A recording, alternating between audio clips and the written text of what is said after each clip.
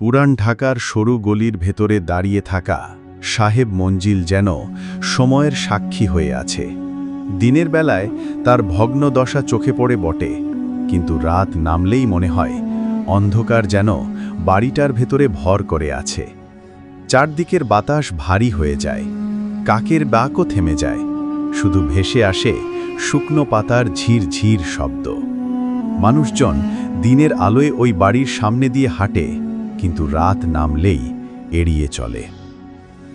নাসিম, বেলাল আর তানভীর তিন বন্ধু, পুরান ঢাকার বাসিন্দা। জন্ম থেকে তারা এই গলিতে বড় হয়েছে। ছোটবেলা থেকেই শুনে আসছে সাহেব মঞ্জিলের ভূতের গল্প। কেউ বলে আর্মেনিয়ান ব্যবসায়ীর স্ত্রীর আত্মা সেখানে ঘুরে বেড়ায়, কেউ বলে যুদ্ধের সময় অসংখ্য লোক গোপনে এখানে হত্যা করা হয়েছিল আর তাদের আত্মারা শান্তি পায়নি। আবার কেউ বলে এখানে রাতের বেলা জিনদুরা আসে, যারা মানুষের ছায়া খেয়ে বেঁচে থাকে। নাসিম সবসময় একটু বেশি বিশ্বাসী।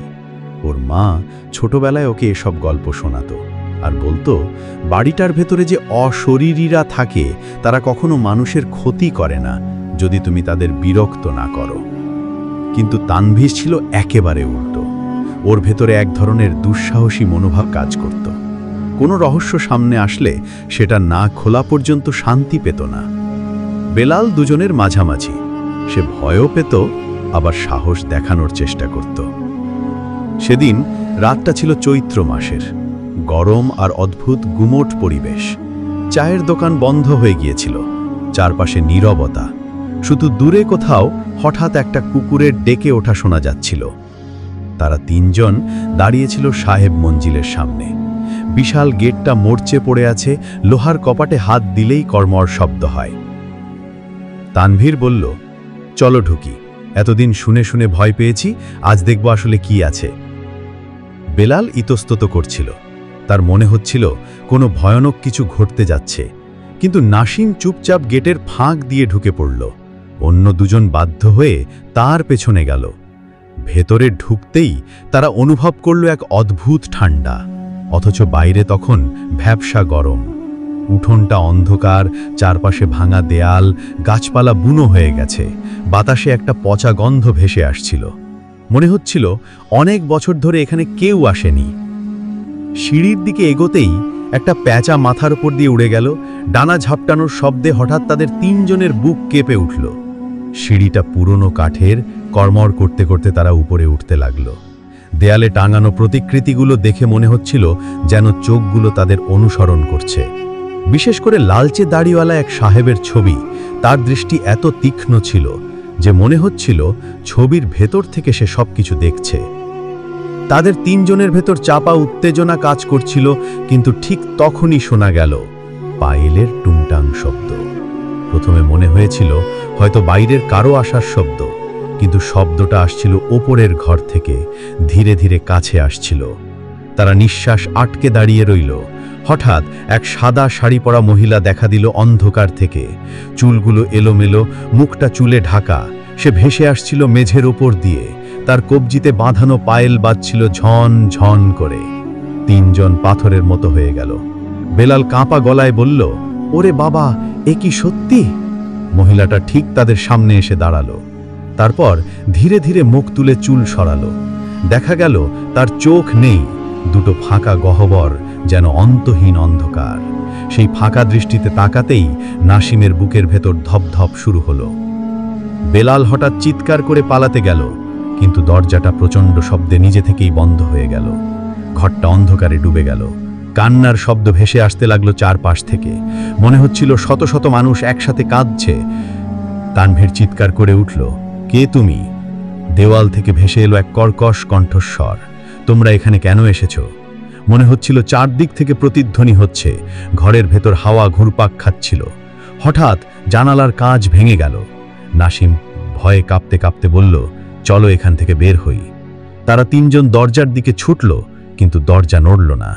সেই সাদা শাড়ি পরা মহিলা আবারও দেখা দিল, এবার তার সাথে আরও কয়েকটা অবয়ব। তারা সবাই একই রকম সাদা পোশাকে, চুলে মুখ ঢাকা, ধীরে ধীরে ঘিরে ধরছিল তিনজনকে।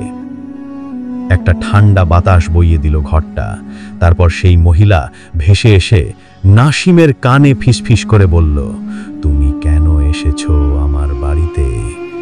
নাসিম চিৎকার করে পেছনে সরে গেল, কিন্তু যতই তারা দৌড়ানোর চেষ্টা করছিল মনে হচ্ছিল ঘরটা লম্বা হতে থাকছে, শেষ হচ্ছে না। প্রতিটি দরজা খুললে দেখা যাচ্ছে আবার সেই একই ঘর। একসময় বেলাল ক্লান্ত হয়ে মাটিতে পড়ে গেল। তখনই এক অদ্ভুত ঘটনা ঘটল। দেয়ালের ওপর থেকে কালো ছায়ার মতো কিছু বেরিয়ে এসে তাকে জড়িয়ে ধরল। বেলাল চিৎকার করতে লাগলো, কিন্তু কিছুক্ষণ পর তার গলা বন্ধ হয়ে গেল। চোখ দুটো উল্টে গেল, মুখ থেকে বের হতে লাগলো ফেনা। তানভীর আর নাসিম চেষ্টা করছিল তাকে টেনে তুলতে, কিন্তু সেই ছায়াগুলো বেলালকে টেনে নিয়ে গেল অন্ধকারের ভেতর। এক মুহূর্তে সে অদৃশ্য হয়ে গেল। নাসিম কেঁদে উঠল, ওরে আল্লাহ, ওরে আল্লাহ। তখনই এক ভয়ঙ্কর শব্দ হলো, পুরো দালান যেন কেঁপে উঠল। ছাদের ওপর দিয়ে কেউ যেন দৌড়াচ্ছে।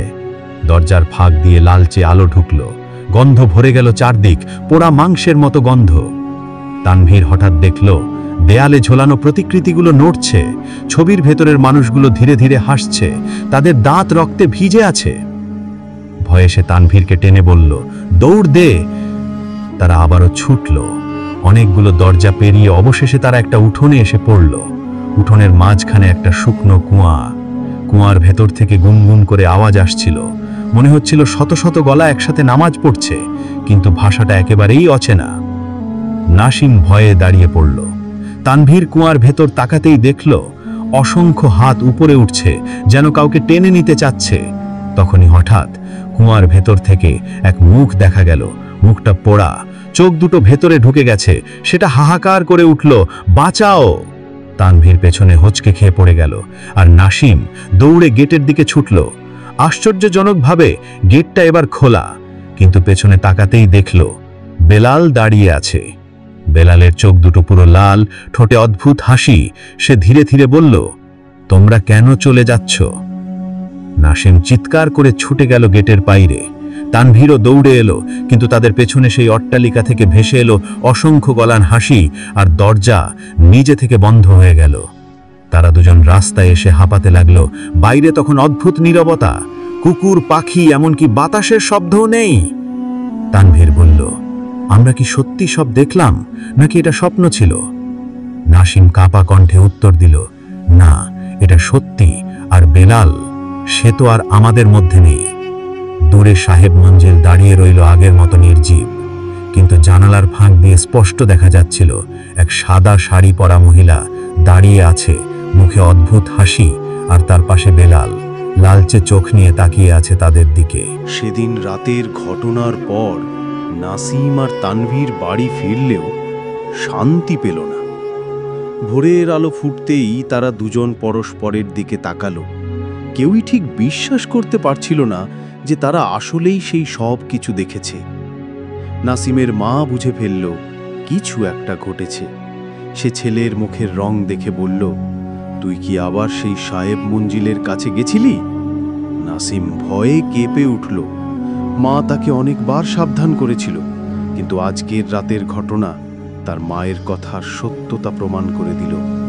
তানভীরের অবস্থাও আলাদা কিছু ছিল না। সে সারা রাত বিছানায় শুয়ে কাঁপছিল। চোখ বন্ধ করলেই মনে হচ্ছিল বেলালের সেই লাল চোখওয়ালা মুখটা সামনে এসে দাঁড়াচ্ছে, আর কানে ভেসে আসছিল অট্ট হাসি। পরদিন সকালে তারা আবার দেখা করল। দুজনের চোখেই একই ভয়ের ছাপ। তানভীর বলল, আমরা পুলিশকে বলবো? নাসিম মাথা নেড়ে বলল, কে বিশ্বাস করবে? সবাই ভাববে আমরা নেশা করে গল্প বানাচ্ছি। বেলালের মা বাবাকে তো কিছু বলতেও পারবো না। ঠিক তখনই বেলালের ফোন থেকে মেসেজ এলো নাসিমের মোবাইলে। মেসেজে লেখা, আজ রাতে আমার সাথে দেখা করো, কবরস্থানের কাছে। তারা দুজন স্তম্ভিত হয়ে গেল। বেলাল তো সেই বাড়িতেই অদৃশ্য হয়েছিল। তবে কি সে বেঁচে আছে, নাকি অন্য কিছু? রাত নামতেই তারা গেল কবরস্থানের কাছে। পুরান ঢাকার ভেতরে অনেক পুরানো কবর আছে, যার মধ্যে কিছুতে কোনো নাম ফলকও নেই।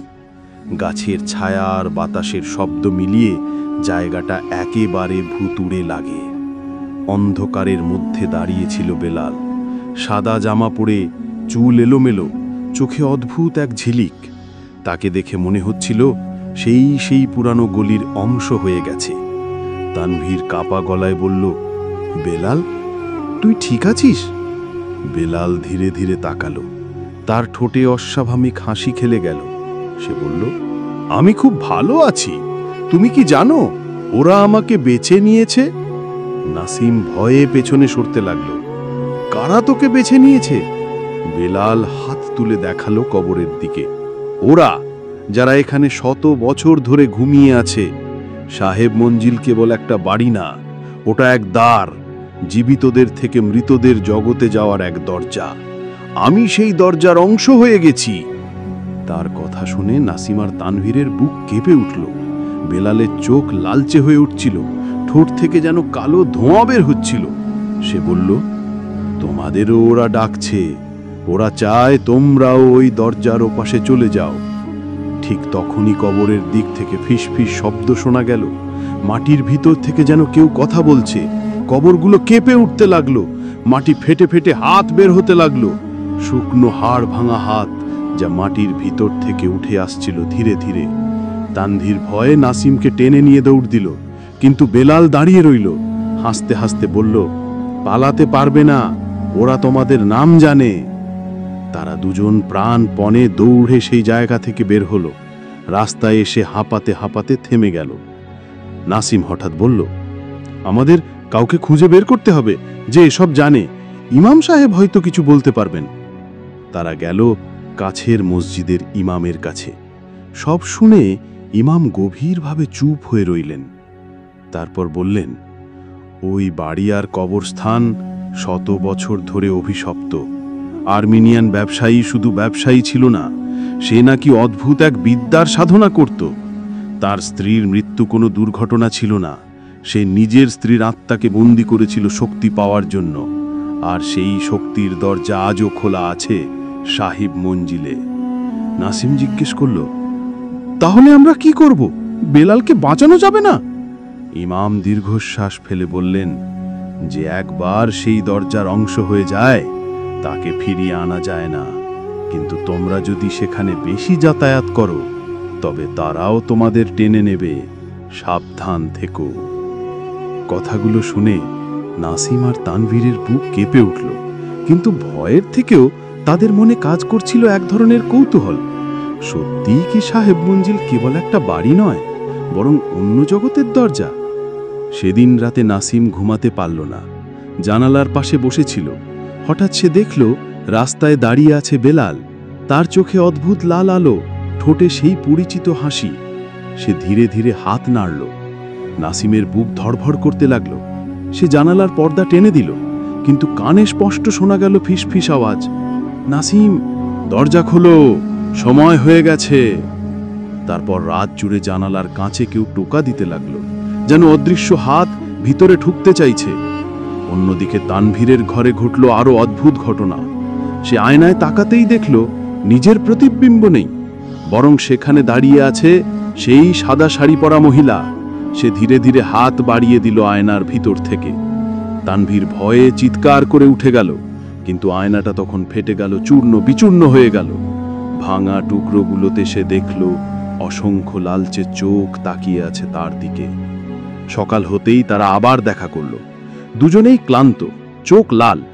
বুঝতে পারল সাহেব মঞ্জিলের সাথে তাদের বন্ধন কেটে ফেলা সহজ নয়।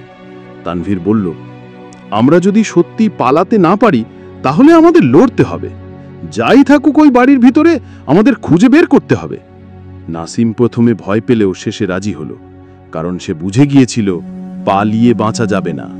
সাহেব মঞ্জিল এখন তাদের জীবনের অংশ হয়ে গেছে। তারা ঠিক করল আবার রাতে ঢুকবে বাড়িটার ভিতরে। এবার শুধু কৌতূহল নয়, বরং সত্য উন্মোচনের জন্য। সেই রাতেই তারা সাহেব মঞ্জিলের সামনে এসে দাঁড়ালো। আকাশ মেঘে ঢেকে আছে, চাঁদ দেখা যায় না, বাতাসে অদ্ভুত গন্ধ। গেটটা খোলা, যেন তাদেরই অপেক্ষায়। তারা ভিতরে ঢুকল। উঠানে ঢুকতেই দেখা গেল মাঝখানে দাঁড়িয়ে আছে বেলাল। তার চারপাশে অসংখ্য ছায়ামূর্তি, যাদের মুখ নেই, শুধু ফাঁকা গহ্বর। বেলাল মৃদু হেসে বলল, তোমরা ফিরে এসেছো, ভালো হয়েছে, এবার আর বের হতে পারবে না। চারদিকের দেয়াল থেকে ভেসে আসছিল সেই একই কর্কশ কণ্ঠস্বর, দরজা খুলে দাও, ওদের ভিতরে নাও।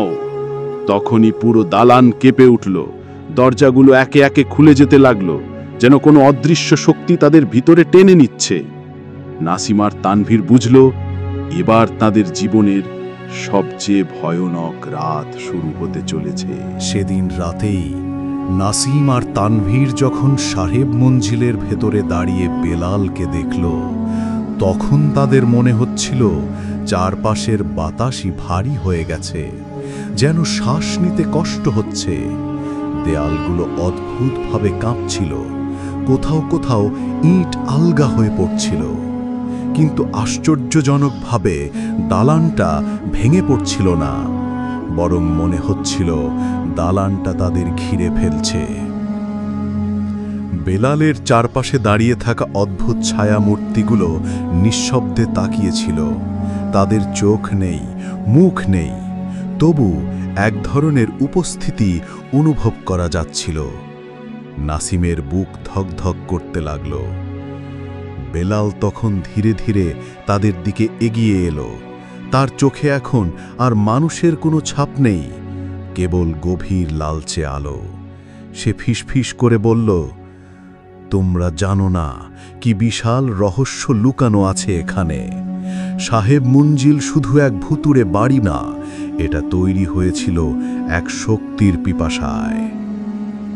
তানভীর কাঁপা গলায় জিজ্ঞেস করল, কোন শক্তি? বেলাল মৃদু হেসে দালানের ভেতরের এক পুরনো দরজার দিকে ইঙ্গিত করল। দরজাটা কালো কাঠের তৈরি, তাতে অদ্ভুত সব খোদাই চিহ্ন। ওই দরজার পেছনেই আছে সত্য। আর্মেনিয়ান ব্যবসায়ী গ্রেগরি লাজারফ যে বাড়ি বানিয়েছিল, সে কোনো সাধারণ মানুষ ছিল না। সে গোপনে মৃতদের সাথে কথা বলতো, আত্মাদের শক্তি কিভাবে ব্যবহার করা যায় তা নিয়ে সাধনা করত। তার স্ত্রী মারা যায়নি, সে নিজের স্ত্রীর প্রাণ উৎসর্গ করেছিল এই সাধনার জন্য। এই কথা শুনে নাসিম আর তানভীরের শরীর ঠান্ডা হয়ে গেল। বেলাল আরও বলল, তারপর থেকে এই বাড়ি হয়ে গেল মৃত আর জীবিতের মাঝের সেতু। যে একবার ভেতরে ঢোকে তাকে ওরা টেনে নেয়, যেমন আমাকে নিয়েছে। আর এখন তোমাদের পালা। সে কথা শেষ হতেই হঠাৎ দরজাটা নিজে থেকে খুলে গেল। ভেতর থেকে অন্ধকারের ঢেউ বেরিয়ে এলো, যেন আলোকে গিলে ফেলছে। সেই অন্ধকারে ভেসে উঠল অসংখ্য মানুষের মুখ। কেউ চিৎকার করছে, কেউ কাঁদছে, কেউ বা হাত বাড়িয়ে সাহায্যের জন্য টানছে। তানভীর চিৎকার করে উঠল, ওরা তো বন্দী আত্মা। ঠিক তখনই দেয়াল থেকে প্রতিধ্বনি ভেসে উঠল, কর্কশ পুরুষ কণ্ঠ, হ্যাঁ, ওরা বন্দী, আর তোমরা হবে পরের জন। নাসিম আর তানভীর পেছন ফিরে দৌড়াতে গেলে, কিন্তু দরজা, সিঁড়ি সব বন্ধ হয়ে গেছে। তারা বুঝতে পারল এবার সত্যি কোনো পথ নেই। ঠিক সেই মুহূর্তে হঠাৎ ভেতরের এক কক্ষ আলোকিত হয়ে উঠল। সেখানে তারা দেখল বিশাল এক প্রতিকৃতি, আর্মেনিয়ান ব্যবসায়ী গ্রেগরি লাজারভের। কিন্তু ছবির চোখ দুটো যেন জীবন্ত, নড়ছে। প্রতিকৃতিটা মুখ খুলে বলল, তোমরা আমার রাজ্যে প্রবেশ করেছ। শতাব্দীর পর শতাব্দী আমি আত্মাদের বন্দী করে রেখেছি। আমার শক্তি প্রতিদিন বাড়ছে, তোমরাও আমার অঙ্গ হয়ে যাবে। প্রতিকৃতি থেকে বের হতে লাগলো কালো ধোঁয়া। ধোঁয়া গিয়ে জড়িয়ে ধরল নাসিমকে। সে শ্বাস নিতে পারছিল না, মনে হচ্ছিল বুকের ভেতর থেকে প্রাণ টেনে বের করে নিচ্ছে। তানভীর মরিয়া হয়ে চারপাশে কিছু খুঁজতে লাগল। হঠাৎ তার চোখে পড়ল মেঝেতে পড়া এক পুরনো কোরআনের আয়াত লেখা তাবিজ। হয়তো কোনো এক সময়কার ইমাম রেখে গিয়েছিলেন। সে কাঁপতে কাঁপতে তাবিজটা হাতে তুলে নিল। তাবিজটা হাতে নিতেই অদ্ভুত আলো বের হলো। সেই আলোয় কালো ধোঁয়াগুলো কেঁপে উঠল। প্রতিকৃতির চোখ মুহূর্তেই জ্বলজ্বল করে উঠল, আর বেলাল প্রচণ্ড যন্ত্রণায় চিৎকার করল। বেলাল গর্জে উঠল, না, এভাবে হবে না। আমি ওদের অংশ হয়ে গেছি, আমি মুক্ত হতে চাই না। কিন্তু তাবিজের আলো ছড়িয়ে পড়ছিল চারদিকে। ছায়ামূর্তিগুলো কাতর শব্দ করে এক এক করে অদৃশ্য হতে লাগল। প্রতিকৃতির মুখ বিকৃত হয়ে গেল। কর্কশ গলায় সে বলল, তোমরা ভেবেছ আমাকে হারাতে পারবে? 100 বছর ধরে আমি এখানে আছি, একটা তাবিজ আমার শক্তি থামাতে পারবে না। নাসিম তখনও ধুঁকছিল, কিন্তু ধীরে ধীরে আলোয় তার শরীর হালকা লাগছে। তানভীর তাবিজ উঁচু করে ধরে সজোরে বলল, আল্লাহ মহান, তুমি আমাদের রক্ষা করো। হঠাৎ প্রচণ্ড শব্দে কক্ষ কেঁপে উঠল। প্রতিকৃতির চোখ ফেটে গেল। দেয়ালের ভেতর থেকে আগুনের শিখা বের হলো। কিন্তু একই সঙ্গে তাবিজের আলো আরো উজ্জ্বল হয়ে পুরো ঘর ভরে দিল। কিছুক্ষণের জন্য চারপাশ অন্ধকার হয়ে গেল। সব শব্দ থেমে গেল। যখন তারা চোখ খুলল, তখন দেখল তারা সাহেব মঞ্জিলের উঠোনে পড়ে আছে। চারপাশ নিঃশব্দ, কোনো ছায়ামূর্তি নেই, কোনো প্রতিকৃতি নেই, শুধু ঠান্ডা বাতাস বইছে। তানভীর হাঁপাতে হাঁপাতে বলল, আমরা কি বেঁচে গেছি? নাসিম ধীরে ধীরে উঠে দাঁড়ালো, কিন্তু তাদের সামনে দাঁড়িয়েছিল বেলাল। আগের মতো নয়, তার চোখে এখন অদ্ভুত শূন্যতা। সে শান্ত গলায় বলল, তোমরা হয়তো আজ বেঁচে গেছো, কিন্তু সাহেব মঞ্জিল কখনো কাউকে ছেড়ে দেয় না, দরজা এখনো খোলা আছে। এই বলে সে হাওয়ার মতো মিলিয়ে গেল। তারা দুজন স্তব্ধ হয়ে দাঁড়িয়ে রইল। বুঝল, এটা কেবল শুরু। সাহেব মঞ্জিলের রহস্যের একটুখানি অংশ তারা দেখেছে মাত্র। আসল ভয়ঙ্করতা এখনো বাকি। সাহেব মঞ্জিল থেকে বেরিয়ে আসার পর কয়েক রাত নাসিম আর তানভীরের ঠিকমতো ঘুম হয়নি। চোখ বন্ধ করলেই তারা বেলালের ফিসফিসানি শুনতে পেত। কখনো জানালায় লাল চোখের ছায়া দেখা দিত, কখনো আবার স্বপ্নে অচেনা মুখ এসে বলতো, দরজা খুলে দাও। এক রাতে তানভীর হঠাৎ ফোন করে বলল, শোন, আমি খুঁজে বের করেছি, পুরান ঢাকার আর্মেনিয়ান চার্চে হয়তো লাজারভ পরিবারের কিছু রেকর্ড আছে, আমাদের সেখানে যাওয়া উচিত। পরদিন তারা দুজন আর্মেনিয়ান চার্চে গেল। চার্চের ভেতরটা শান্ত, পাখির ডাক আর পুরনো ঘণ্টার শব্দ শোনা যাচ্ছিল। চার্চের রক্ষক, এক বয়স্ক মানুষ, তাদের দেখে ভুরু কুঁচকেলেন। নাসিম ধীরে গলায় বলল, চাচা, আমরা লাজারভ পরিবার সম্পর্কে কিছু জানতে চাই, ওরা নাকি এখানকার পুরনো ব্যবসায়ী ছিল। লোকটা কিছুক্ষণ নীরবে তাদের দেখল, তারপর বলল, তোমরা কেন খুঁজছ? ওদের নাম আজও এই এলাকায় ভয় হয়ে আছে। তানভীর সত্য গোপন করতে পারল না। সে সবকিছু খুলে বলল, বেলাল, সাহেব মঞ্জিল, প্রতিকৃতি, তাবিজ, সবকিছু।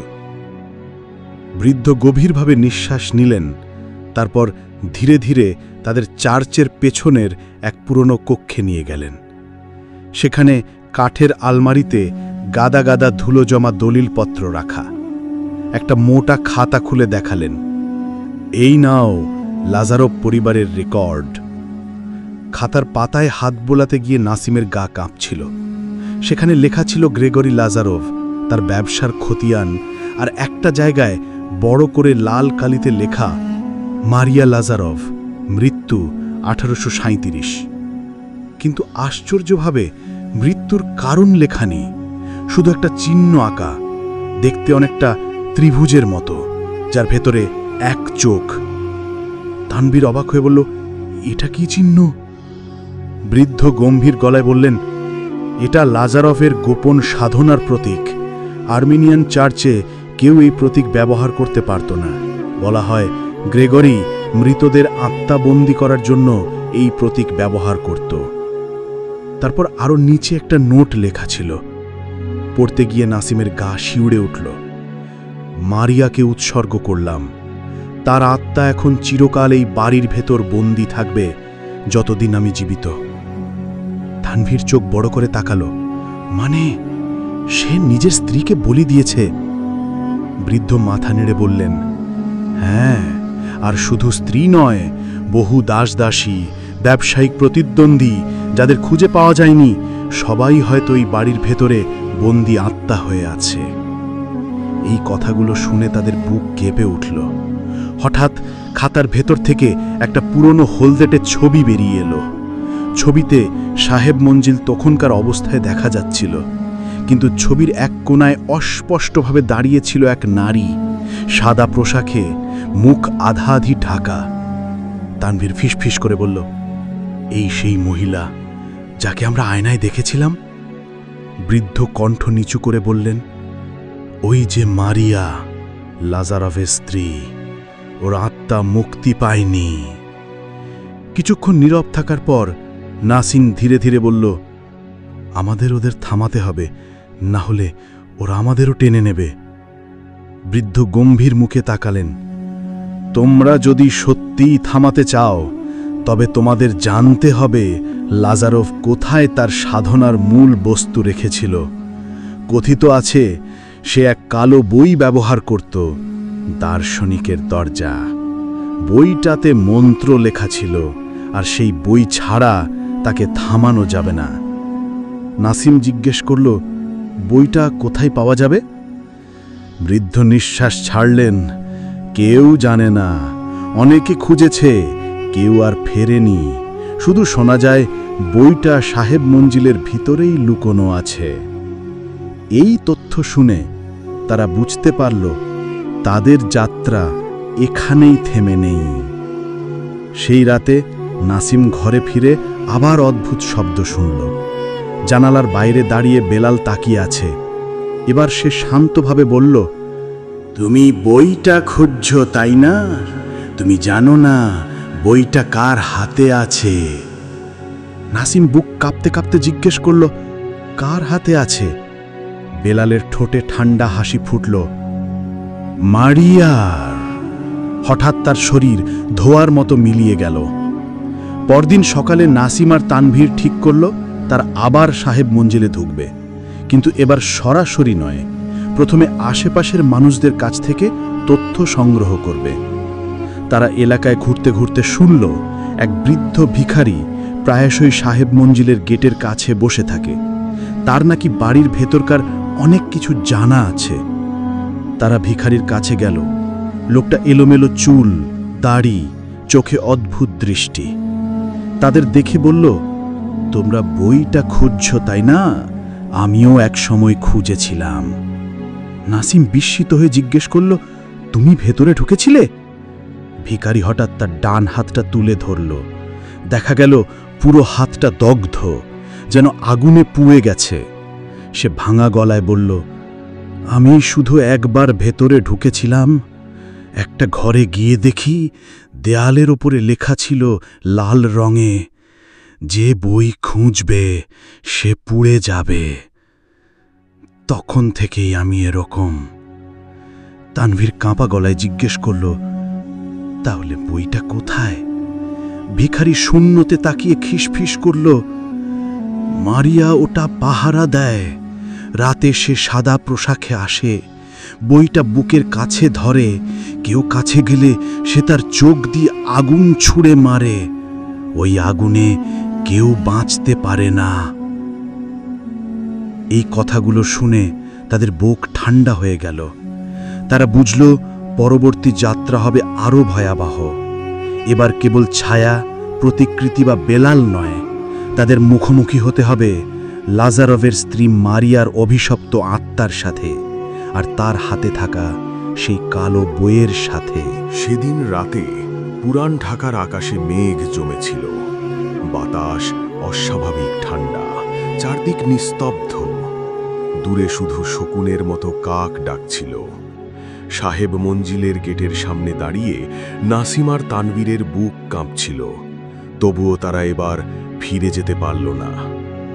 নাসিম গম্ভীর গলায় বলল, আমাদের বইটা খুঁজতেই হবে, নয়তো এই দুঃস্বপ্ন শেষ হবে না। তানভীর মাথা নেড়ে সম্মতি দিল। তারা ভেতরে পা রাখল। সঙ্গে সঙ্গে বাতাসে এক অদ্ভুত গন্ধ পেল, পচা ফুল আর ধূপের মতো, যেন কেউ পুরানো কবরের মাটি খুঁড়ে বাইরে এনেছে। দালানের ভেতরে প্রবেশ করতেই দেখা গেল আগের চেয়ে সবকিছু আরও অন্ধকার। আগুনে পোড়া দাগ ছড়িয়ে আছে দেয়ালে, করিডোরের ভেতর দিয়ে হালকা ফিসফিসানি ভেসে আসছিল। তানভীর ধীরে ধীরে বলল, এটা শুনছো? মনে হচ্ছে কেউ নাম ডাকছে। তারা করিডর পেরিয়ে এক বিশাল ঘরে পৌঁছালো।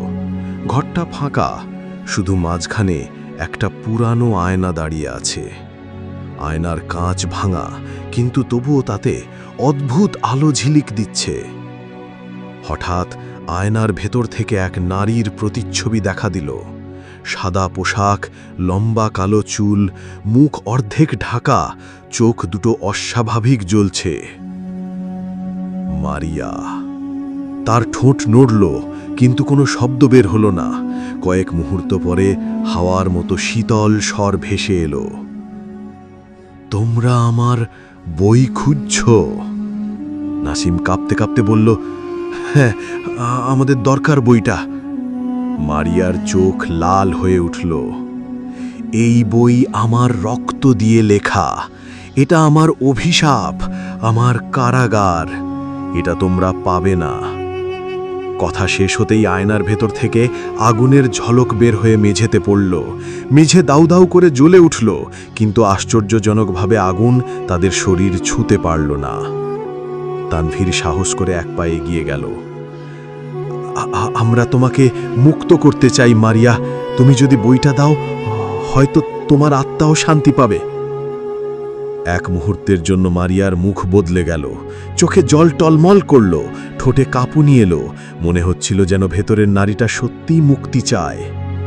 কিন্তু হঠাৎ আবার তার মুখ বিকৃত হয়ে গেল, চোখ থেকে আগুন বেরোতে লাগল। সে চিৎকার করে উঠল, না, গ্রেগরি আমাকে চিরকালের জন্য বেঁধে রেখেছে। তোমরা যদি বইটা নাও, তবে আমি ধ্বংস হব, কিন্তু তোমরাও মরবে। এই বলে সে আয়নার ভেতর থেকে বের হয়ে এলো। এবার আর প্রতিচ্ছবি নয়, সত্যিকারের ভূতের মতো।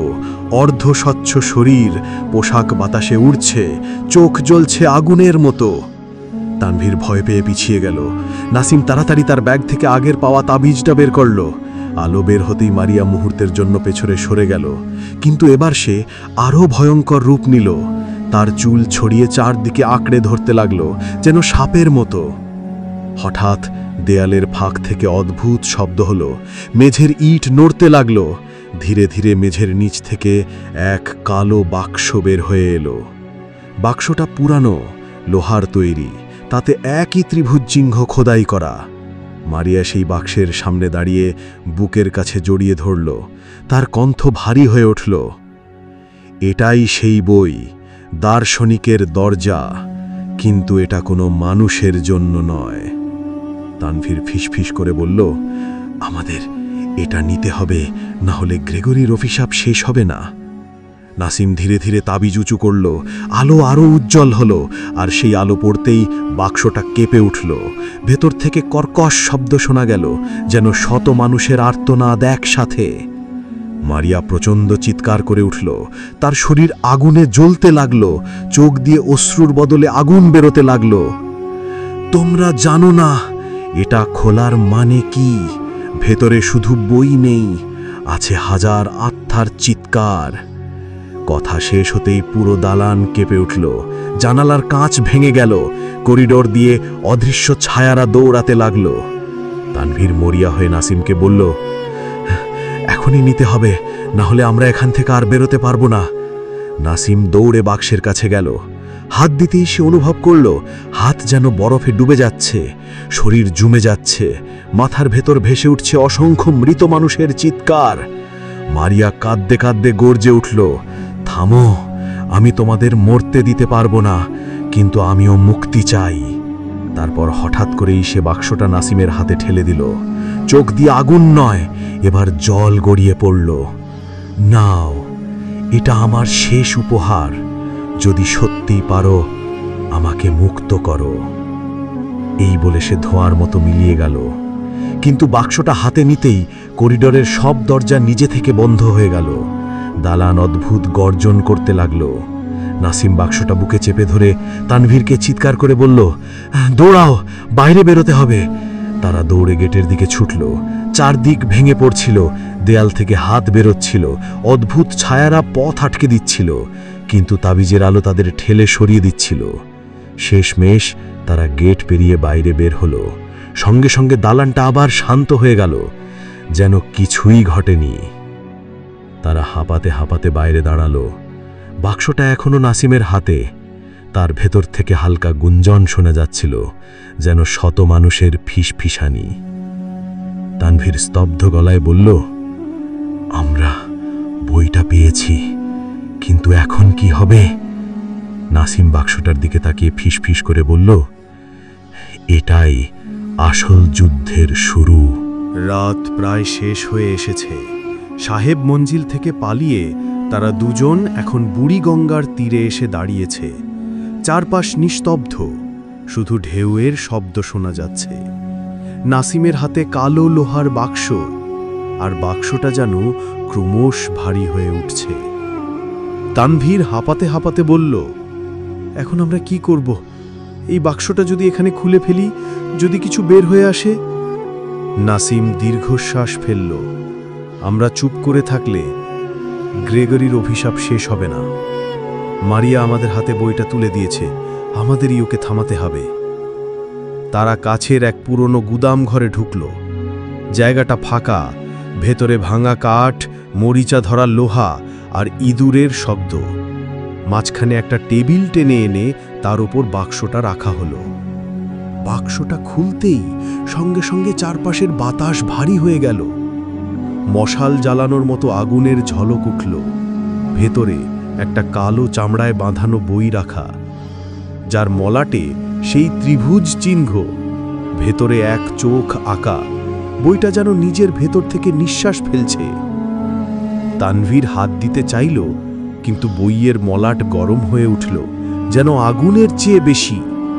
সে চিৎকার করে হাত সরিয়ে নিল, এটা তো ছোঁয়া যায় না। নাসিম তাবিজটা হাতে নিয়ে সাবধানে বইয়ের ওপর রাখল। হঠাৎ বইটা কেঁপে উঠল, তারপর ধীরে ধীরে খুলে গেল। প্রথম পাতাতেই অদ্ভুত লাল অক্ষরে লেখা, যেই বই খুলবে সে হবে আত্মাদের শিকার। পাতার ভেতর থেকে শব্দ ভেসে আসতে লাগল, অসংখ্য মানুষের গুঞ্জন, কান্না, আর্তনাদ। হঠাৎ কক্ষের দেয়ালে অন্ধকার ছায়া ভেসে উঠল। একটি ভয়ঙ্কর গলা শোনা গেল, কে আমার বই ছুলো? ছায়া ধীরে ধীরে আকার নিল। সামনে দাঁড়িয়ে গেল গ্রেগরি ল্যাজারভের কালো প্রতীকছবি। লম্বা কোট, মাথায় টুপি, চোখে আগুনের মতো লাল আলো। নাসিম আর তানভীর একে অপরের দিকে তাকালো। এটা আর কেবল আত্মা নয়, বরং এক অভিশপ্ত শক্তি যে এখনো টিকে আছে। গ্রেগরির গলা বজ্রের মতো গর্জে উঠল, এটা আমার বই, তোমরা মানুষ হয়ে আমাকে চ্যালেঞ্জ করতে এসেছো? তানভীর সাহস করে বলল, তুমি শত শত মানুষকে হত্যা করেছ, তোমার অভিশাপ শেষ হবে আজ। গ্রেগরি ভৌতিক হাসি দিল, আমাকে শেষ করবে? আমার ভেতর আছে হাজার আত্মার শক্তি, তোমাদের দুজনের প্রাণ আমি মুহূর্তে ছিঁড়ে ফেলতে পারি। কথা শেষ হতেই সে হাত তুলল। চারদিক থেকে অদৃশ্য শক্তি এসে তাদের গলা চেপে ধরল। নাসিম শ্বাস নিতে পারছিল না, তানভীরের চোখ লাল হয়ে উঠল। ঠিক সেই মুহূর্তে বইয়ের ভেতর থেকে হালকা আলো বের হলো। মনে হচ্ছিল অসংখ্য আত্মা কাঁদছে আর মুক্তি চাইছে। নাসিম মরিয়া হয়ে বইয়ের উপর হাত রাখল। তার শরীর কেঁপে উঠল। মাথায় ভেসে উঠল অজস্র ভয়াবহ দৃশ্য, রক্ত, মৃত্যু, যন্ত্রণা। কিন্তু সেই সাথে সে শুনতে পেল ফিসফিসানি, আমাদের মুক্ত করো। নাসিম দাঁতে দাঁত চেপে বলল, হ্যাঁ, আমি মুক্ত করব। সে তাবিজটা বইয়ের ওপর চাপিয়ে দিল। সঙ্গে সঙ্গে আলো চারিদিকে ছড়িয়ে পড়ল। গ্রেগরি প্রচণ্ড চিৎকার করে উঠল। তার শরীর কাঁপতে লাগল, চোখ থেকে আগুন ঝরছিল। কিন্তু সে এখনো শেষ হয়নি। তার হাত থেকে কালো ধোঁয়া বের হয়ে সরাসরি নাসিমের বুকের ভেতর ঢুকতে লাগল। নাসিম চিৎকার করে মাটিতে পড়ে গেল। তানভীর ছুটে গিয়ে তাকে ধরল, না, তুমি ওর হাতে জ্বলে যাচ্ছ না। গ্রেগরির গলা গর্জে উঠল, এখন আমি নাসিমের ভেতর বাস করব। এই শরীর হবে আমার নতুন বাসা। তানভীর মরিয়া হয়ে বইটা হাতে নিল, কিন্তু বই হাতে নিয়েই সে অনুভব করল যেন পুরো শরীর আগুনে পুড়ছে। তবুও সে দাঁতে দাঁত চেপে বইটা খোলার চেষ্টা করল। একটা পাতায় লেখা ছিল মুক্তির মন্ত্র, কিন্তু অক্ষরগুলো রক্তের মতো ঝাপসা, পড়া যায় না। তখন হঠাৎ বইয়ের পাতার ভেতর থেকে এক নারীর কণ্ঠ শোনা গেল, পড়ো, আমি তোমাকে সাহায্য করব। এটা মারিয়ার কণ্ঠ। অক্ষরগুলো হঠাৎ উজ্জ্বল হয়ে উঠল। তানভীর জোরে উচ্চারণ করল মন্ত্র। সঙ্গে সঙ্গে ঘর ভরে গেল আলোতে। গ্রেগরি চিৎকার করে উঠল, না, আমি চিরকাল বাঁচতে চাই। আলো নাসিমের বুক থেকে ধোঁয়া টেনে বের করতে লাগল। ধোঁয়াটা গ্রেগরির আকার নিল, কিন্তু এবার অনেক দুর্বল। অসংখ্য হাত তাকে আঁকড়ে ধরল, যেন হাজার আত্মা প্রতিশোধ নিচ্ছে। শেষ মুহূর্তে গ্রেগরি গর্জে উঠল, আমি আবার ফিরব, কেউ আমাকে থামাতে পারবে না। তারপর আলো তাকে ছিন্ন ভিন্ন করে গিলে নিল। সব শান্ত হয়ে গেল। নাসিম ধীরে ধীরে চোখ খুলল। সে বেঁচে আছে। তানভীর কাপা হাতে তাকে ধরে বলল, তুমি ঠিক আছো?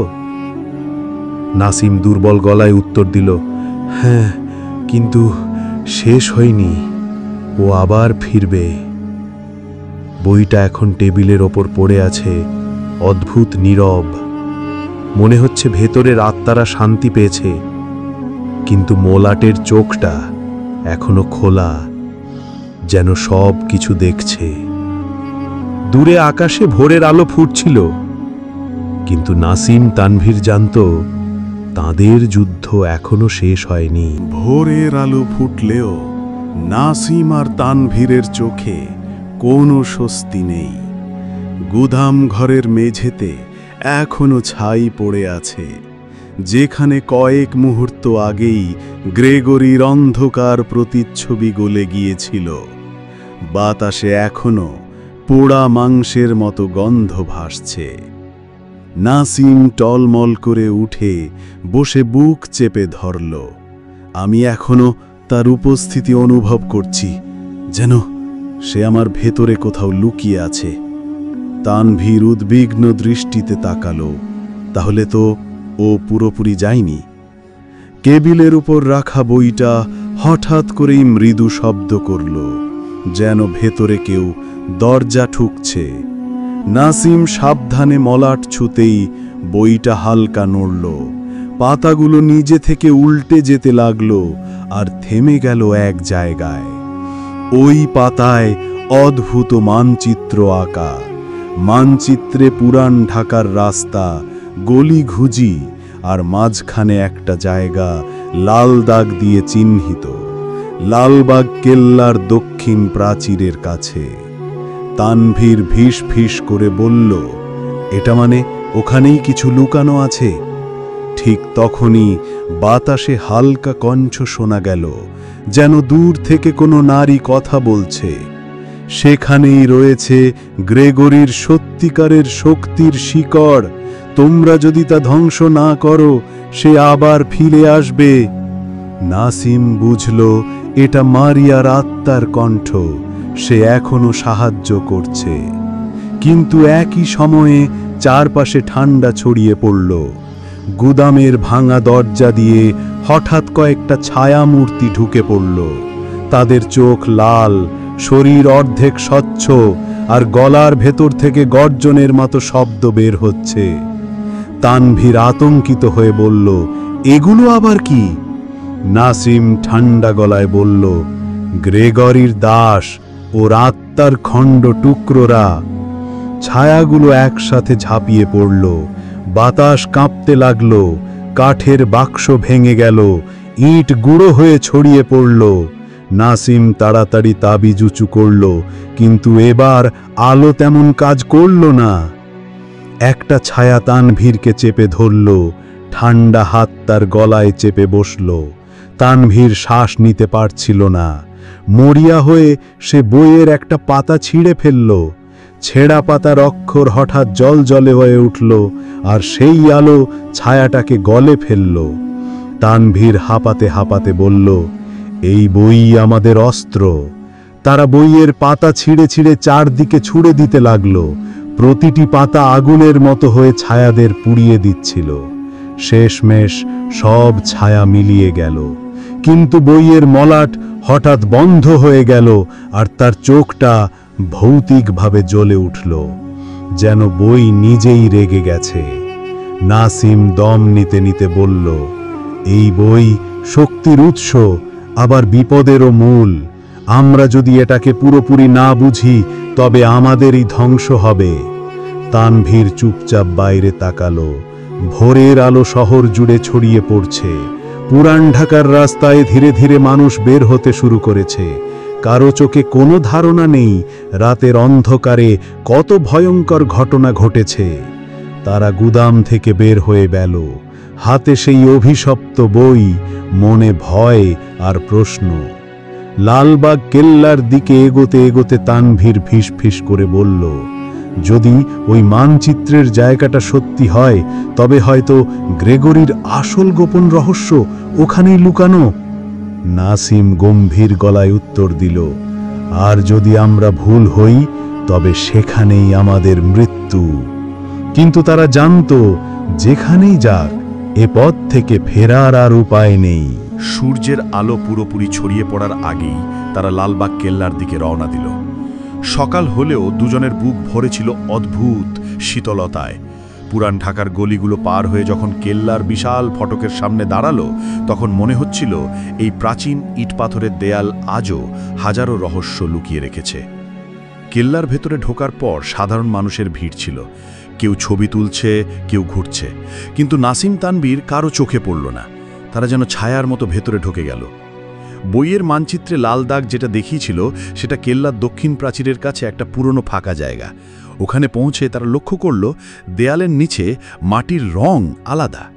মনে হচ্ছে বহুদিন আগে এখানে কিছু চাপা দেওয়া হয়েছিল। তানভীর নিচু হয়ে হাত দিয়ে মাটি খুঁড়তে শুরু করল। কিছুক্ষণ পরই তার আঙুলে ধাতব জিনিসের স্পর্শ পেল। তারা মাটি সরাতেই একটা মরিচা ধরা লোহার ঢাকনা বের হলো। ঢাকনাটা টেনে তোলার সাথে সাথে ভেতরে অন্ধকার সুড়ঙ্গেরও মুখ দেখা দিল। নাসিম নিচে তাকিয়ে বলল, এটাই মানচিত্রের গোপন পথ। তারা একটা টর্চ জ্বালিয়ে ভেতরে নেমে গেল। সুড়ঙ্গটা সরু আর ভিজে, দেওয়াল ভরা শ্যাওলা আর ঝরে পড়া ইট। জায়গায় জায়গায় বাদুড় উড়ে যাচ্ছে। পায়ের নিচে ভাঙা হাড় কচমচ শব্দ করছিল। সুড়ঙ্গটা অনেকটা গভীরের দিকে নেমে গেছে। অবশেষে তারা একটা বড় ঘরে পৌঁছালো। ঘরটা গোলাকার, চারদিকে লাল রঙের অদ্ভুত প্রতীক আঁকা। মাঝখানে একটা পাথরের চৌকো বেদি, আর তার ওপর রাখা একটা কাঁচের বাক্স। ভেতরে কিছু একটা কুণ্ডলি পাকিয়ে নড়ছে। তানভীর ভয়ে কেঁপে উঠল। ওটা আবার কি? নাসিম ধীরে ধীরে এগিয়ে গেল। কাঁচের ভেতর একটা কালো হৃৎপিণ্ডের মতো বস্তু ধুকপুক করছে। প্রতিবার ধুকপুক করার সাথে সাথে পুরো ঘরের বাতাস কেঁপে উঠছে। ঠিক তখনই বইটা নিজে থেকে কেঁপে উঠল। মলাটের চোখ জ্বলে উঠল আর পাতাগুলো দ্রুত উল্টে গেল। এক জায়গায় থেমে গিয়ে লাল অক্ষরে লেখা ফুটে উঠল, এটাই গ্রেগরির হৃদয়, যতক্ষণ এটা থাকবে সে অমর। তানভীর স্তব্ধ হয়ে গেল। তাহলে ওর শরীর ধ্বংস হলেও আত্মা বেঁচে আছে এই অভিশপ্ত হৃদয়ের মধ্যে? নাসিম গম্ভীর হয়ে মাথা নেড়ে বলল, হ্যাঁ, আর এই হৃদয় না ধ্বংস করলে ও বারবার ফিরে আসবে। কিন্তু কাচের বাক্সটা ছুঁতেই বিদ্যুতের মতো শক্তি ছিটকে এলো। নাসিম দূরে ছিটকে পড়ে মাটিতে আছড়ে পড়ল। ঘরের ভেতরে হঠাৎ অদ্ভুত শব্দ শোনা গেল। দেওয়ালের প্রতীকগুলো জ্বলতে শুরু করল। ছায়া থেকে একে একে বের হতে লাগলো ভয়ানক আকৃতির প্রহরীরা। লম্বা দেহ, মাথার জায়গায় শুধু খালি খোপ, হাতের আঙুল লম্বা নখের মতো। তানভীর কাঁপা গলায় বলল, এরা কেল্লার রক্ষক। প্রহরীরা একসাথে এগোতে লাগল। তাদের পায়ের শব্দে মাটি কেঁপে উঠছে। নাসিম দাঁড়িয়ে তাবিজ উঁচু করল, কিন্তু এবার আলো দুর্বল, যেন এই জায়গায় গ্রেগরির শক্তি আরো প্রবল। তানভীর বইটা হাতে তুলে জোরে জোরে পাতা উল্টাতে লাগল। একটা পাতায় সে অদ্ভুত আগুনের মন্ত্র পেল। উচ্চারণ করতেই পাতাটা জ্বলে উঠল আর আগুনের গোলা ছুটে গিয়ে এক প্রহরীকে ছাই করে দিল। কিন্তু বাকি প্রহরীরা থামেনি, তারা ধীরে ধীরে ঘিরে ফেলল। নাসিম চিৎকার করে উঠল, হৃদয়টা ভাঙতে হবে। তানভীর মরিয়া হয়ে কাচের বাক্সে আঘাত করল, টর্চ দিয়ে, ভাঙা ইট দিয়ে, কিছুতেই ভাঙছে না। তখন সে বইয়ের একটা ছেঁড়া পাতার আগুন বাক্সের উপর ছুঁড়ে মারল। আগুনে কাঁচ গলে যেতে লাগলো। কাঁচ ভাঙতেই কালো হৃৎপিণ্ডটা প্রবল ধুকপুক করতে লাগলো। পুরো ঘর কেঁপে উঠল, মাটি ফেটে আগুন বের হচ্ছিল। তখনই একটা অন্ধকার ঝড়ের মতো ঘূর্ণি নেমে এলো। তার ভেতর থেকে গ্রেগরির বিকৃত মুখ দেখা গেল। সে চিৎকার করে উঠল, বোকা, আমার হৃদয় ধ্বংস করলে এই শহর রক্তে ডুবে যাবে। ঝড় থেকে অগণিত ছায়া বের হয়ে দুজনকে চেপে ধরতে লাগলো। নাসিম কষ্টে বুক থেকে তাবিজটা ছিঁড়ে হৃদয়ের উপর রাখল। সঙ্গে সঙ্গে আলো বিস্ফোরণের মতো ছড়িয়ে পড়ল। প্রহরীরা চিৎকার করে ভস্ম হয়ে গেল। গ্রেগরির মুখ বিকৃত হয়ে আগুনে গলে গেল, কিন্তু ঘরের মাটি ধসে পড়তে শুরু করল। চারদিক থেকে ইট আর পাথর ভেঙে পড়ছে। তানভীর চিৎকার করে বলল, এখনই পালাতে হবে। তারা দৌড়ে সুড়ঙ্গ ধরে ওপরে উঠতে লাগলো। পেছনে আগুন আর ধোঁয়া পুরো ঘর গ্রাস করছে। অবশেষে তারা বাইরে এসে কেল্লার বাগানে পড়ল। আকাশে সূর্য উঠে গেছে, কিন্তু তাদের চারপাশে ছড়িয়ে আছে পুরন্ত ধোঁয়ার গন্ধ। নাসিম বুক চেপে হাঁপাচ্ছিল। তানভীর মাটিতে বসে ঘেমে একাকার। তারা একে অপরের দিকে তাকালো। চোখে ছিল আতঙ্ক আর অবিশ্বাস। তানভীর ফিসফিস করে বলল, আমরা কি ওকে সত্যি শেষ করতে পেরেছি? নাসিম দুর্বল গলায় উত্তর দিল, হয়তো না। ওর শেষ কথা মনে আছে। ও বলেছিল শহর রক্তে ডুবে যাবে। এর মানে আরও কিছু বাকি আছে। দূরে আকাশের এক কোণে কালো মেঘ জমতে শুরু করেছে, আর মেঘের ভিতরে ক্ষীণভাবে দেখা গেল দুটো লাল চোখ। লালবাগ কেল্লার ভেতর থেকে বেরিয়ে আসার পর নাসিম আর তানভীর ভেবেছিল কিছুটা স্বস্তি পাবে, কিন্তু তারা বাইরে দাঁড়িয়ে বুঝল শহরের বাতাস বদলে গেছে। রোদের মধ্যেও এক অদ্ভুত অন্ধকার ছড়িয়ে আছে। পাখিরা অস্বাভাবিক চিৎকার করছে, আর মানুষের চোখে মুখে যেন আতঙ্কের ছায়া। রাস্তা দিয়ে হাঁটতে হাঁটতে তারা লক্ষ্য করল দোকানদাররা ভয়ে ভয়ে দোকান গুটাচ্ছে। কিছু মানুষ হঠাৎ হঠাৎ অদ্ভুত আচরণ করছে। কারো চোখ ফাঁকা, কেউ নিজের গলা চেপে ধরছে, কেউ মাটিতে বসে কাঁদছে। নাসিম ফিসফিস করে বলল, এগুলো কি আমাদের কারণে হচ্ছে? তানভীর ঠান্ডা দৃষ্টিতে চারপাশে তাকিয়ে বলল, গ্রেগরির হৃদয় ধ্বংস করার পর তার অভিশাপ বাতাসে ছড়িয়ে পড়েছে। হয়তো আমরা অন্ধকারের দরজা খুলে দিয়েছি। ঠিক তখনই রাস্তার মাঝখানে এক বৃদ্ধ দাঁড়িয়ে উঠল। তার শরীর কাঁপছে, চোখ উল্টে গেছে। সে গলা ফাটিয়ে চিৎকার করল, রক্ত, রক্ত চাই, শহর রক্তে ভাসবে। তার চিৎকার শুনে আশেপাশের আরো কয়েকজন মানুষের চোখ হঠাৎ লাল হয়ে গেল। তারা পাগলের মতো দৌড়ে এসে পথচারীদের আক্রমণ করতে লাগল। শহরে মুহূর্তেই আতঙ্ক ছড়িয়ে পড়ল। মানুষ দৌড়ে পালাচ্ছে, দোকান ভাঙচুর হচ্ছে, গাড়ির জানালা ভেঙে যাচ্ছে। তানভীর হতভম্ব হয়ে দাঁড়িয়ে রইল। এটা যেন পুরো শহরকে পাগল বানিয়ে দিচ্ছে। নাসিম তার কাঁধ চেপে ধরল, আমাদের দ্রুত কিছু করতে হবে, না হলে ঢাকাই নরকে পরিণত হবে। কিন্তু করব কি সেটা কেউ জানে না। তারা কেল্লা থেকে পাওয়া বইটা খুলল। পাতাগুলো যেন রক্তে ভিজে গেছে, আর অক্ষরগুলো নড়ছে। একটা জায়গায় তারা নতুন লেখা দেখল, যে হৃদয় ধ্বংস হয়েছে তার ছায়া ছড়িয়ে পড়েছে। ছায়া থামাতে হলে উৎসকে খুঁজে বের করো। উৎস লুকিয়ে আছে নদীর ধারে, যেখানে পুরান ঢাকার গোপন কবর। তানভীরের চোখ বড় হয়ে গেল। নদীর ধারে মানে বুড়িগঙ্গার পাশে? নাসিম মাথা নেড়ে বলল, হ্যাঁ, ওখানেই সব কিছুর শিকড়, এই শহরের অন্ধকার সেখানে জন্মেছে। কিন্তু যাওয়ার আগেই আরো ভয়ঙ্কর কিছু ঘটল। হঠাৎ করেই আকাশ অন্ধকার হয়ে গেল। দুপুরবেলায় সূর্য ঢেকে গেল কালো মেঘে। মেঘের ভেতর থেকে গর্জনের মতো শব্দ শোনা গেল। সবার দৃষ্টি উপরে উঠল। আকাশে ভয়াবহ এক ছায়া ভেসে উঠল। মানুষের চেয়ে কয়েক গুণ বড়, ডানা মেলে রাখা, মুখ বিকৃত, আর দুই চোখ জ্বলছে লাল আগুনের মতো। মানুষ ভয়ে চিৎকার করে পালাচ্ছে। ছায়াটা শহরের উপর দিয়ে ধীরে ধীরে উড়ছিল। হঠাৎ নিচে নেমে একসাথে কয়েকটা গাছ উপড়ে ফেলল। চারদিক কেটে উঠল। তানভীর কাঁপা কাঁপা গলায় বলল, এটা যেন গ্রেগরির আসল রূপ। নাসিম গম্ভীর হয়ে দাঁড়িয়ে রইল। না, ও পুরোপুরি নয়, এটা তার অর্ধেক ছায়া, যেটা শহরকে ধ্বংস করতে জন্মেছে। ছায়াটা হাহাকার করে চিৎকার করল। শব্দে কাঁচ ভেঙে গেল, দেয়াল ফেটে পড়ল। রাস্তায় আতঙ্কে লাশ পড়ে রইল। নাসিম বইটা শক্ত করে ধরে বলল, এখন যদি আমরা নদীর ধারের কবর না খুঁজি, সব শেষ হয়ে যাবে। তারা ভিড় এড়িয়ে দৌড়ে চলল বুড়ি গঙ্গার দিকে।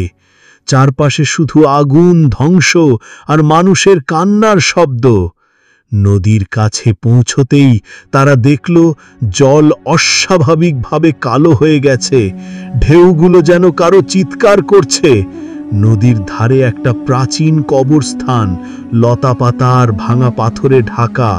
সেখানকার বাতাসে এমন এক গন্ধ, যেন শত বছর ধরে কেউ মরে পচে পড়ে আছে। তারা কবরস্থানের ভেতরে ঢুকল। হঠাৎ মাটির নিচ থেকে ঠান্ডা কণ্ঠ ভেসে উঠল, তোমরা দেরি করে ফেলেছ। বাতাস জমে গেল। কবরের ফাঁক দিয়ে ধীরে ধীরে কালো কুয়াশা বের হতে লাগলো।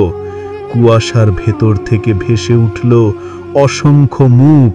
কারো চোখ নেই, কারো মুখ ছিঁড়ে গেছে, কারো দাঁত বের হয়ে আছে। তারা সবাই একসাথে ফিসফিস করছে। তানভীর আতঙ্কে পিছিয়ে গেল। ওরা কারা? নাসিম ফিসফিস করে বলল, এই শহরে যারা অন্ধকারে মারা গেছে তারা সবাই। গ্রেগরি শুধু তাদের ব্যবহার করত। এখন তারা মুক্ত হয়ে আবার শহরে ছড়িয়ে পড়ছে। হঠাৎ সেই অসংখ্য মুখ একসাথে চিৎকার করল। শব্দে আকাশ বাতাস কেঁপে উঠল, আর নদীর মাঝখান থেকে ধীরে ধীরে উঠে আসতে লাগলো ভয়ঙ্কর এক অবয়ব, যেন মাটি, জল আর মৃতদেহ মিলিয়ে তৈরি বিশাল দানব। নাসিম তাবিজ শক্ত করে ধরল। তানভীর বই খুলে শেষ পাতায় তাকালো। সেখানে লেখা ছিল, যদি উৎসকে মুক্ত করতে না চাও, তবে রক্ত দিয়েই তাকে শিলমোহর করতে হবে। তানভীর স্তব্ধ হয়ে গেল। মানে আমাদের মধ্যে কাউকে আত্মবলিদান দিতে হবে? নাসিমের চোখ কঠিন হয়ে উঠল। হয়তো এটাই শেষ উপায়। তাদের সামনে তখন উঠছে শত বছরের অভিশাপ, আর পুরো ঢাকার ভাগ্য ঝুলছে সূক্ষ্ম এক সুতোয়। নদীর ধারে অন্ধকার কবরস্থানের মধ্যে দাঁড়িয়ে তারা দুজন বুঝতে পারছিল, এই মুহূর্তে সিদ্ধান্ত নিতে দেরি করলে সব শেষ হয়ে যাবে। বিশাল দানবটা নদী থেকে উঠে আসছে, শরীর ভরা হাড়গোড়, মৃতদেহ আর কালো কাদা। তার প্রতিটি নড়াচড়ায় চারপাশের মাটি কেঁপে উঠছে। আকাশে বিদ্যুতের মতো ছুটে যাচ্ছে লাল আগুনের রেখা, আর নদীর জল ফুটতে ফুটতে কুণ্ডলী পাকিয়ে ঘুরছে। তানভীর বইয়ের পাতাটা শক্ত করে ধরে বলল, এখানে লেখা আছে, উৎসকে সিলমোহর করতে হলে একজনকে রক্ত দিতে হবে, মানে আমাদের মধ্যে কাউকে মরতে হবে। নাসিমের ঠোঁটে হালকা হাসি ফুটল, চোখে অদ্ভুত দৃঢ়তা। তাহলে তাই হবে, আমি করব। তানভীর হতভম্ব হয়ে গেল। না, তুমি না, এত দূর আমরা একসাথে এসেছি, এখন তুমি একা মরতে পারো না। নাসিম তার কাঁধে হাত রাখল। তুমি এখনো বেঁচে থাকতে হবে। শহরকে বাঁচানোর পরও অনেক কিছু ঠিক করতে হবে। গ্রেগরির ছায়া হয়তো আবার ফিরবে, তখন কাউকে লাগবে তাকে থামানোর জন্য। সেটা তুমি। তানভীর কাঁপা গলায় বলল, কিন্তু আমি না। নাসিম তার চোখে চোখ রেখে দৃঢ়ভাবে বলল, তুমি পারবে, আমি বিশ্বাস করি। দানবটা তখন আরও উঁচু হয়ে দাঁড়িয়ে আকাশ ঢেকে ফেলেছে। তার চোখ দুটো লাল আগুনের মতো জ্বলছে, মুখ থেকে বেরোচ্ছে হাজারো মৃত আত্মার চিৎকার। শহরের ওপর ছায়া পড়ছে। নাসিম বুক থেকে তাবিজ খুলে নদীর দিকে ছুঁড়ে ফেলল। তাবিজটা হঠাৎ আগুনের মতো জ্বলে উঠল। সে তানভীরকে বই হাতে এগিয়ে যেতে ইশারা করল। এখন মন্ত্র পড়ো, আমি উৎসের কাছে যাব। তানভীর চোখের জল মুছে বইয়ের শেষ মন্ত্র উচ্চারণ করতে শুরু করল। তার কণ্ঠ কাঁপছিল, কিন্তু প্রতিটি শব্দ নদীর জলের ওপর তরঙ্গের মতো ছড়িয়ে পড়ছিল। নাসিম ধীরে ধীরে দানবটার সামনে এগোল। প্রতিটি পদক্ষেপে বাটি ফেটে যাচ্ছিল, কিন্তু তার চোখে কোনো ভয় ছিল না। সে হাত তুলে চিৎকার করে বলল, এই শহরের রক্ত আর তুমি খেতে পারবে না। আমি আমার প্রাণ দিয়ে তোমাকে সিলমোহর করছি। সে নিজের হাত কেটে রক্ত নদীতে ফেলে দিল। সঙ্গে সঙ্গে চারপাশে বজ্রপাত হলো, আকাশ বিদীর্ণ হয়ে আলো বের হলো। দানবটা চিৎকার করে উঠল, তার বিশাল দেহ ছিঁড়ে যেতে লাগল। নদীর জল রক্তের মতো লাল হয়ে উঠল। মৃত আত্মার মুখগুলো ছড়িয়ে গেল আকাশে, তারপর এক এক করে নিভে গেল। তানভীর শেষ মন্ত্রটা পড়তেই বই জ্বলে উঠল আগুনে। মন্ত্রের শব্দ মিলিয়ে যেতেই বিশাল বিস্ফোরণের মতো আলো ছড়িয়ে পড়ল। আলো থেমে গেলে তানভীর বুঝতে পারল নাসিম আর নেই, তার শরীর কোথাও নেই। শুধু নদীর ধারে পড়ে আছে ছাই হয়ে যাওয়া তাবিজ। শহর নিস্তব্ধ, আকাশ পরিষ্কার হয়ে গেছে। সূর্যের আলো ভেঙে পড়ছে নদীর উপর। মানুষের চিৎকার থেমে গেছে।